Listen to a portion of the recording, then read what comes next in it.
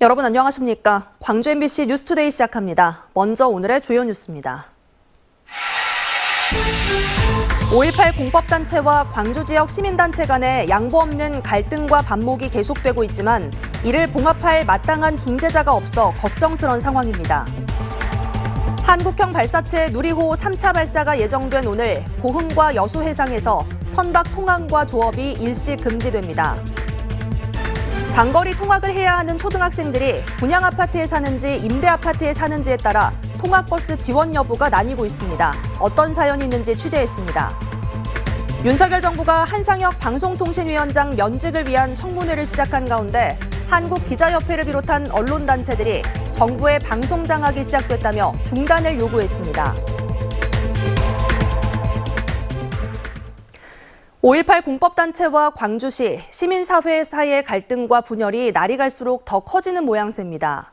문제는 지역사회에서 이들의 갈등을 수습하고 봉합할 마땅한 중재자가 없다는 사실입니다. 주현정 기자가 취재했습니다. 올해 초부터 지금까지 광주 지역 시민단체와 대립해왔던 5.18 두 공법단체가 5.18을 전후해서는 광주시와 갈등하고 있습니다. 5.18 교육관의 위탁 운영 공모에서 탈락된 것을 두고 강기정 광주시장을 직권남용 혐의로 고소했던 5.18 공법단체들이 강 시장을 다른 혐의로 추가 고소했습니다. 문재인 전 대통령이 국립 5.18 민주묘지를 참배하던 지난 17일 묘지 앞에 공법단체들이 내걸었던 시장 비판 현수막을 강기정 시장이 직접 철거하는 과정에서 공법단체 회원들이 다쳤다는 겁니다. 우리 광주 시민의 모든 목소리를 경청을 해야 된다고 생각합니다. 본인이 이해하기 어렵더라도 본인이 듣기 싫은 이야기라도 이 과정에서 강기정 시장과 황일봉 5.18 부상자 회장은 설전을 벌이기도 했습니다. 강 기자 여기 돌 자격 없어. 이건 형님 거요?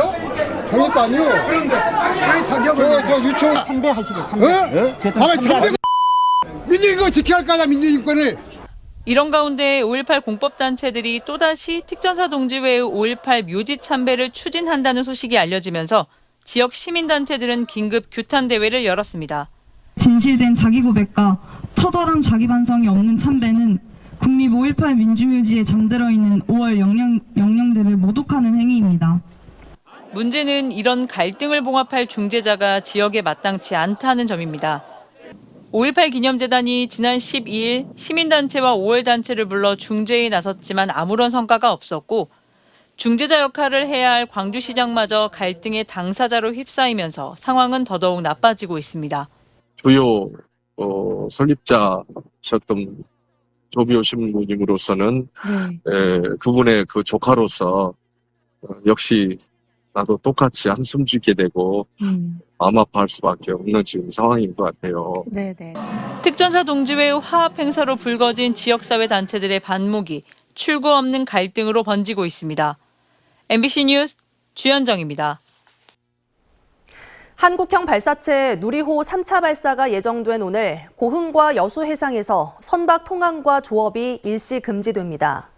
여수해경은 누리호 발사 2시간 전부터 발사 후 10분까지 나로 우주센터 발사대를 중심으로 반경 3km 앞바다와 누리호 비행 항로상에 있는 해역에서 안전 통제가 이루어진다고 밝혔습니다. 해경은 또 발사 12시간 전 경비함정 등 30척을 통제 해역에 배치할 계획으로 인근 주민과 해양 종사자들의 협조를 당부했습니다.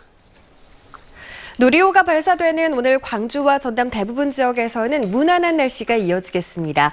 연일 공기를 탁하게 만들었던 황사먼지도 모두 물러간 가운데 오늘 쾌청한 날씨 이어지겠습니다. 광주와 전남 모든 권역에서 미세먼지 농도 보통 수준 유지하겠습니다. 하늘 모습을 보셔도 깨끗한 하늘 드러나 있습니다. 오늘 가끔 구름만 많이 지나는 날씨 이어지겠습니다. 기온은 어제와 비슷합니다. 광주의 출근길 기온 14도 안팎으로 어제보다 조금 더 높은 수준에서 시작했고요. 한낮 기온 26도로 어제와 비슷한 가운데 낮 동안은 더위가 이어지겠습니다. 날씨 정보였습니다.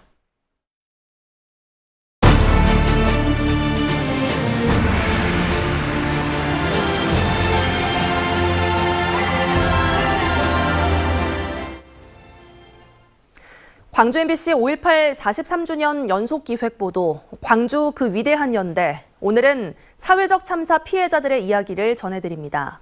광주 전남 시민들은 세월호 참사 유가족들을 돕는데 누구보다 진심을 다하고 있습니다. 우리도 당해봤으니 아는데 힘을 내야 한다. 자식을 위해서는 못할 것이 없다면서 세월호 유가족들을 위로하고 있는데요. 임지은 기자가 보도합니다. 우리는 세월호 참사와 12구 참사 등 믿기 힘든 비통한 소식으로 큰 충격에 빠졌던 아픈 기억이 있습니다. 사회적 참사로 가족을 잃은 이들은 43년 전 광주의 5월과 함께 그 아픔을 함께 공유하고 치유하고 있습니다. 우리도 그때 당해서 이제 해에 나온 결과 힘을 내야 쓰겠더라고. 먹어야 싸우기도 하고 힘도 그래야지. 먹고 힘을 내라고. 자식을 위해서는 못할 것이 없어요. 단원고 2학년 7반 고 정동수 군의 아버지. 안산과 목포를 오가면서도 매년 이맘때쯤이면 꼭 광주를 찾습니다. 아들을 잃고 얼마 되지 않아 5월 어머니들을 만나 뵀던 기억을 떠올리면 마음이 무겁습니다. 저희보다 먼저 5월 어머니들이 그런 아픔을 겪었잖아요. 저희가 처음 내려갔을 때 저도 모르게 눈물이 흐르거든요.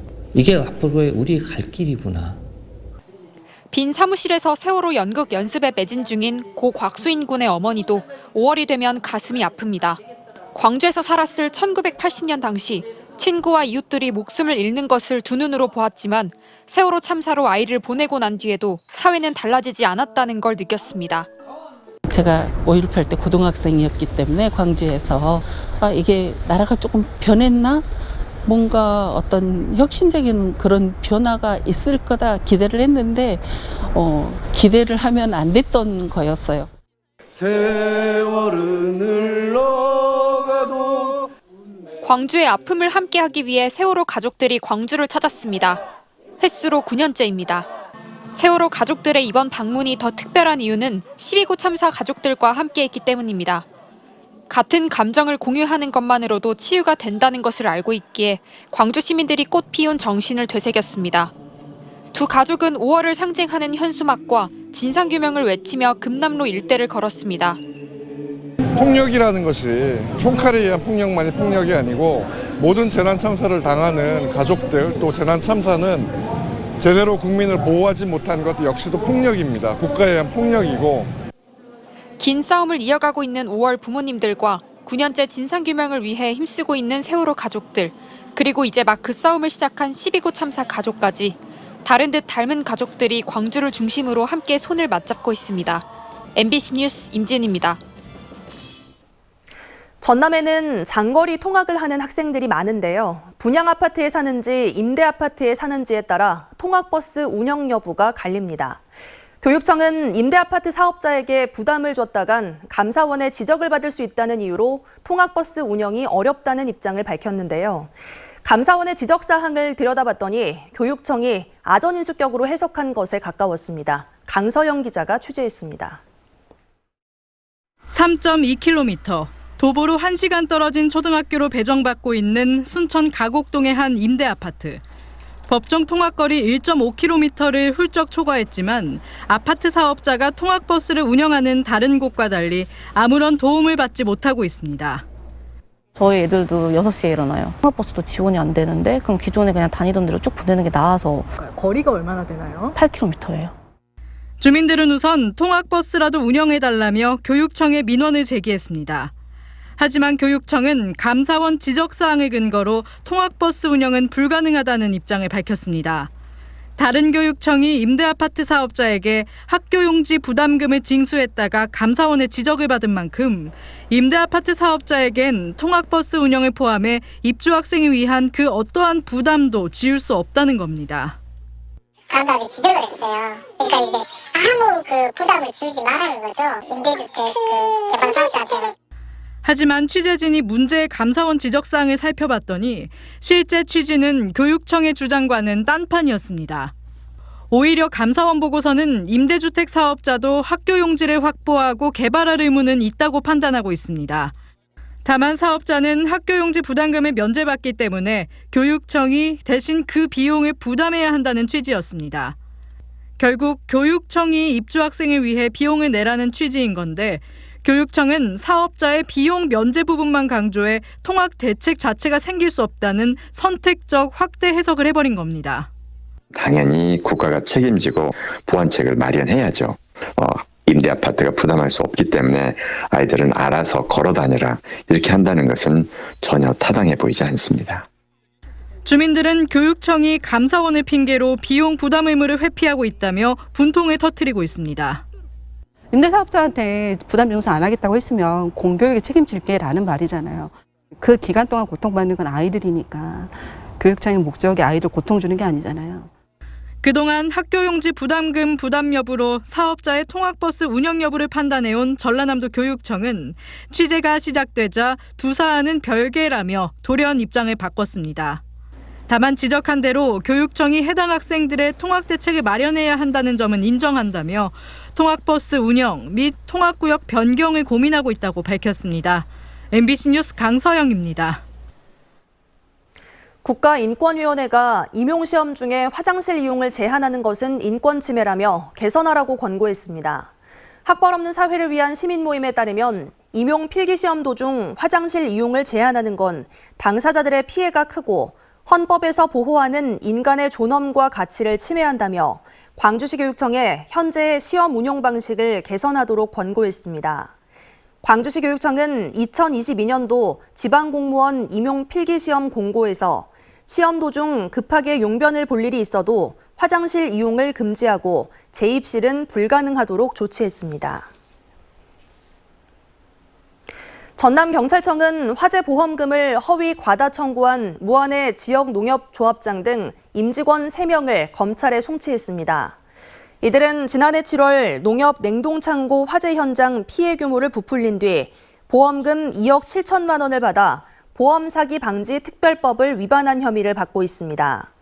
경찰은 또 이들의 범행을 방조한 농협협력업체 관계자 1명도 같은 혐의로 불구속 입건해 검찰에 송치했습니다. 현재 경찰관이 만취 상태에서 차량을 털다 경찰에 붙잡혔습니다. 광주경찰청은 어제 오전 광주시 북구 두암동의 한 아파트 단지 주차장에서 문이 잠기지 않은 차량에 침입해 현금 15만 원을 훔쳐 달아난 혐의로 광산경찰서 소속 경위를 불구속 입건했습니다. 입건된 경위는 범행 장면을 목격한 차 주인의 신고로 현행범으로 붙잡혔습니다. 경찰은 해당 경위를 직위 해제하고 수사 결과에 따라 징계 수위를 결정할 방침입니다.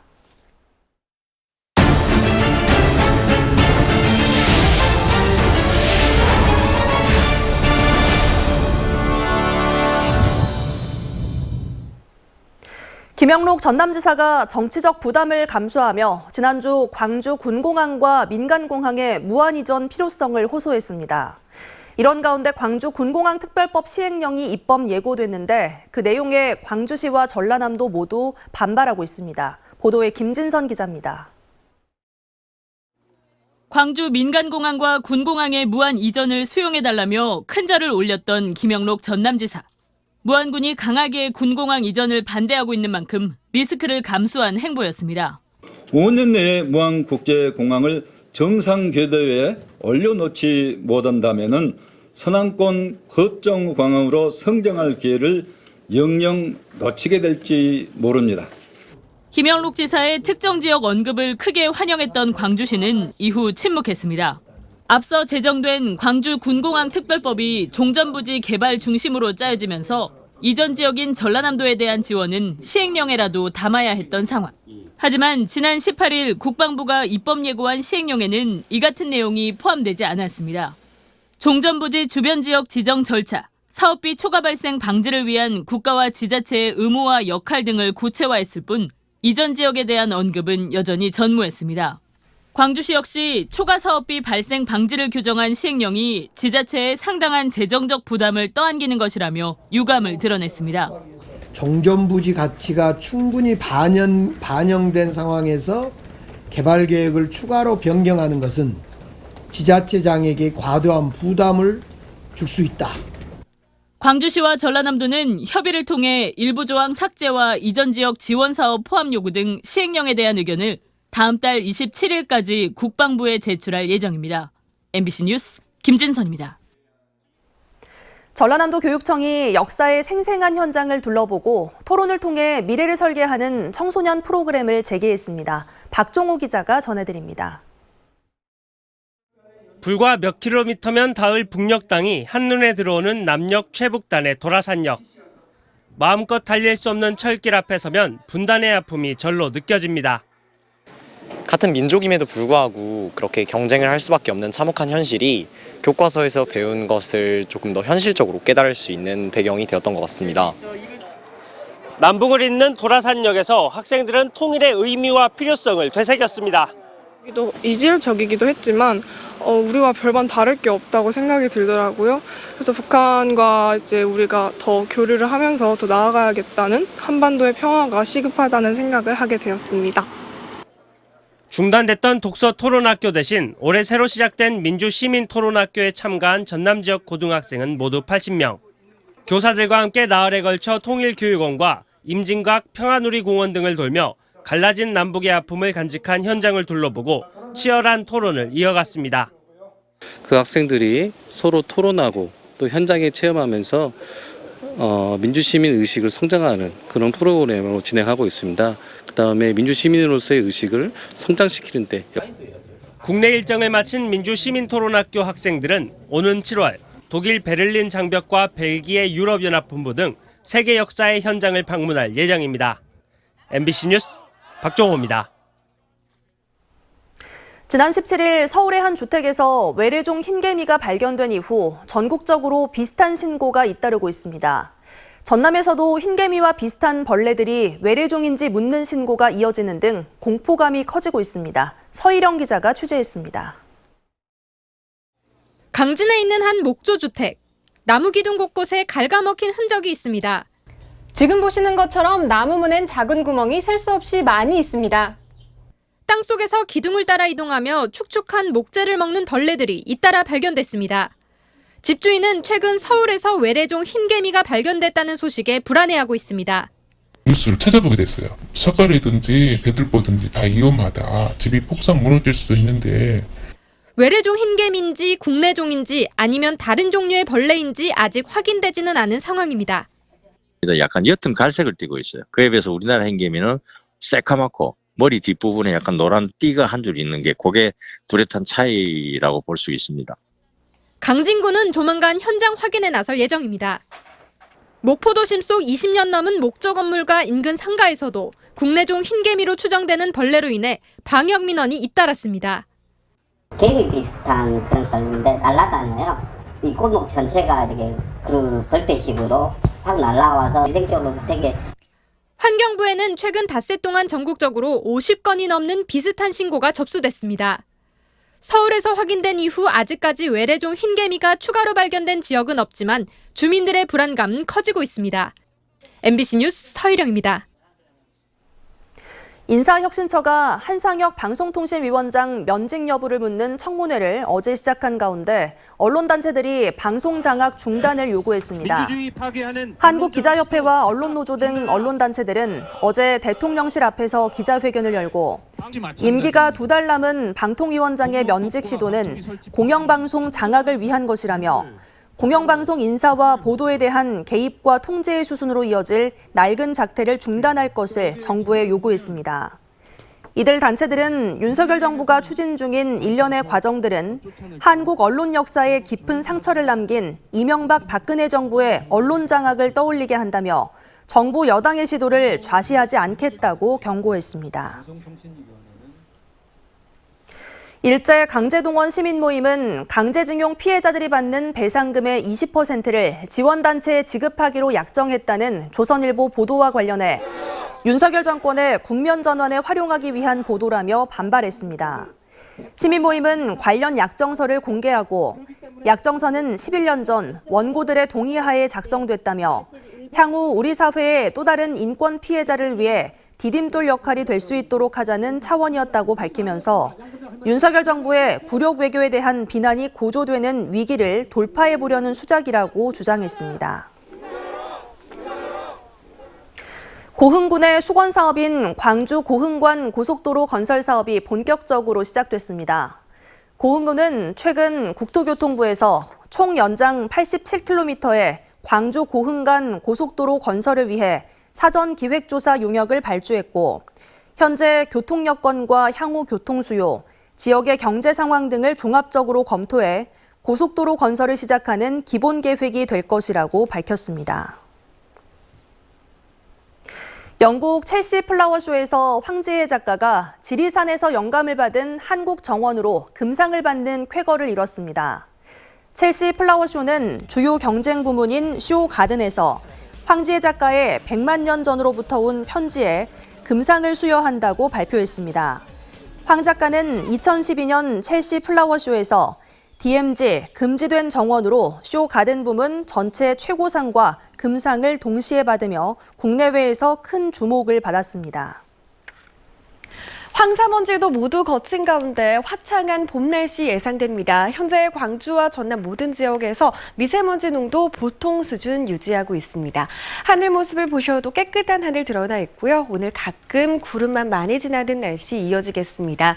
기온은 어제와 비슷합니다. 출근길 기온 14도 안팎으로 어제보다 조금 높은 수준에서 시작했고요.